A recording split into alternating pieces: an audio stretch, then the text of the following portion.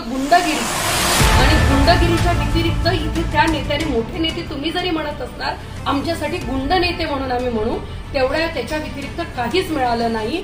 म्हणून अद्वै आबांसारखे किंवा मातोश्रीने दिलेला उमेदवार हा उद्धव साहेबांच्या रूपाने असेल म्हणून 20 वर्षापासून ते शिवसेनेच्या जोरावर होते आणि खरी शिवसेना ही उद्धव साहेबांबरोबर आहे म्हणून पुन्हा आता घरचा रस्ता आणि घरी निवृत्त होण्याशिवाय दुसरं काही साहेबांनी सांगितलेलं आहे की ही योजना 1500 सकट मी महिलांना माझ्या बहिणींना माझ्या मातांना शक्ती कायदा आणून संरक्षण देणार आहे म्हणजे पैशांसकट संरक्षण पण आहे हे फक्त आपल्या भगव्या फडकवल्यानंतर आंदोलन किसान करप्शन गरीबी इन सभी मुद्दों पर आवाज उठाएगा अब तक न्यूज इंडिया।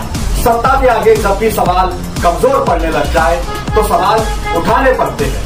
बोल के लब आजाद है तेरे बोल के सच जिंदा है अब तक।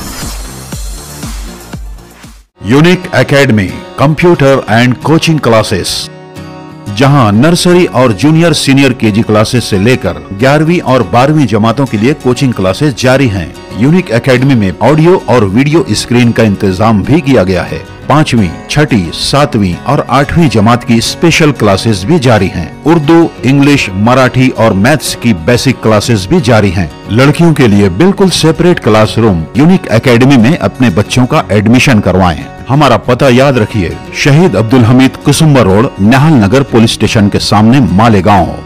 दर्शकों, स्वागत है आपका अब तक न्यूज इंडिया पर। मैं जाबिर शाह। दर्शकों, जैसे जैसे महाराष्ट्र के चुनाव नजदीक आ रहे हैं वैसे वैसे सभी सियासी और राजनीतिक पार्टियां अपने कामकाज को तेज करती हुई दिखाई दे रही है। उसका एक झलक मालेगांव शहर में भी देखने को मिली, जब मालेगांव शहर में उद्धव बाला साहेब ठाकरे शिवसेना पक्ष की महिला आघाड़ी वो महाराष्ट्र की दो उप नेता एक साथ मालेगांव शहर में विजिट करने के लिए आ गई। खबर क्या है दर्शकों, आपको खबर दिखाते हैं। शिवसेना भवन मालेगांव में गुरुवार को शिवसेना उद्धव बाला साहेब ठाकरे महिला आघाड़ी की समीक्षा बैठक आयोजित की गई।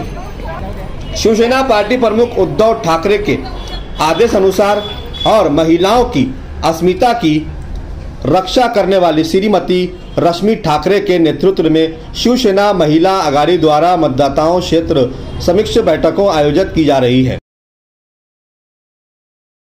महाराष्ट्र से गद्दारी का दाग मिटाकर एक संस्कृत महाराष्ट्र फिर से खड़ा करने के लिए मालेगांव बाह्य विधानसभा से युवा नेता अद्वै हीरे पाटिल के पीछे नारी शक्ति को परिवार सहित पूरी तरह से खड़ा होना चाहिए, यह आह्वान शिवसेना उपनेता श्रीमती शीतल ताई देवरुखर वो शिवसेना उपनेता शुभांगी ताई पाटिल ने शिवसेना भवन मालेगांव में आयोजित महिला आघाड़ी सम्मेलन में किया।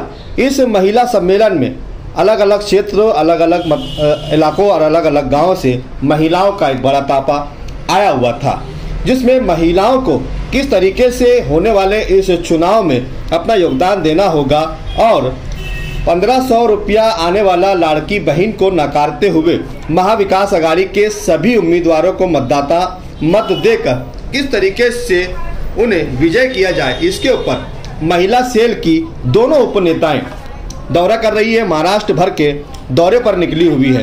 मालेगांव शहर बाह्य के इस वक्त के चुनाव को सबसे ज्यादा टक्कर में देखा जा रहा है। दोनों ही उपनेताओं से हमने मुलाकात की, क्या कहा उन्होंने आइए आपको सुनाते हैं। झाकी ती पिक्चर अभी बाकी तर आम्ही सगळेजण म्हणजे नक्कीच आम्हाला सगळ्यांना एक विश्वास नाही तर आत्मविश्वास आहे। महाराष्ट्र नक्कीच हा भगवा फडकवल्याशिवाय राहणार नाही आणि गद्दारांना त्यांची जागा दाखवल्याशिवाय राहणार। आता लाडकी बहीण योजना चालू आहे, 1500 रुपये त्यांच्या खात्यात चालू आहे, मग असा योजना हा सरकार राबवते तरी तुम्हाला विश्वास आहे? सरकारने सांगितलं होतं, पंतप्रधानांनी सांगितलं होतं 15 लाख रुपये देणार, 15 लाखावरून 1500 वर आणलं। आपण एमपी आपल्या महाराष्ट्राला म्हणजे आपल्या उत्तर महाराष्ट्रालाच लागून आहे। एमपीत तुम्ही गेलात तर निवडणुकीपूर्वी लाडकी दीदी म्हणून योजना सुरू केली होती। 1500 म्हणजे त्यांनी पण खात्यावर महिलांचे पैसे टाकले होते। आता त्यांचं सरकार आल्यानंतर अवघ्या 1 ते 2 महिन्यात ती योजना बंद झालेली आहे पूर्णतः। तुम्ही जाऊन बघा, आपल्या आदरणीय उद्धव साहेबांनी सांगितलेलं आहे की ही योजना 1500 सकट मी महिलांना, माझ्या बहिणींना, माझ्या मातांना शक्ती कायदा आणून संरक्षण देणार आहे. म्हणजे पैशांसकट संरक्षण पण आहे. हे फक्त आपल्या भगव्या फडकवल्यानंतरच होणार आहे. आता मालेगाव तालुक्यातील एक मोठे नेते 20 वर्षापासून इथे त्यांचं राजकारण चालू आहे आणि आता आदवे आबाला इथे उमेदवारी दिली झाली. मग आदवे आबासाठी आपण काय करणार? मग हा सीट निघणार का? एक मोठा नेता तुमच्या समोर आहे. तुम्ही बघितलं अनेक ठेके आहेत, मासेमारीचे ठेके आहेत, पाण्याची समस्या आहेत.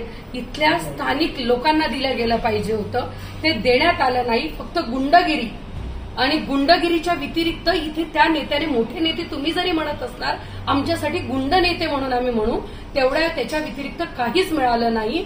म्हणून आदवे आबांसारखे किंवा मातोश्रीने दिलेला उमेदवार हा उद्धव साहेबांच्या रूपाने असेल. म्हणून 20 वर्षापासून ते शिवसेनेच्या जोरावर होते आणि खरी शिवसेना ही उद्धव साहेबांबरोबर आहे. म्हणून आता घरचा रस्ता आणि घरी निवृत्त होण्याशिवाय दुसरं काही पर्याय.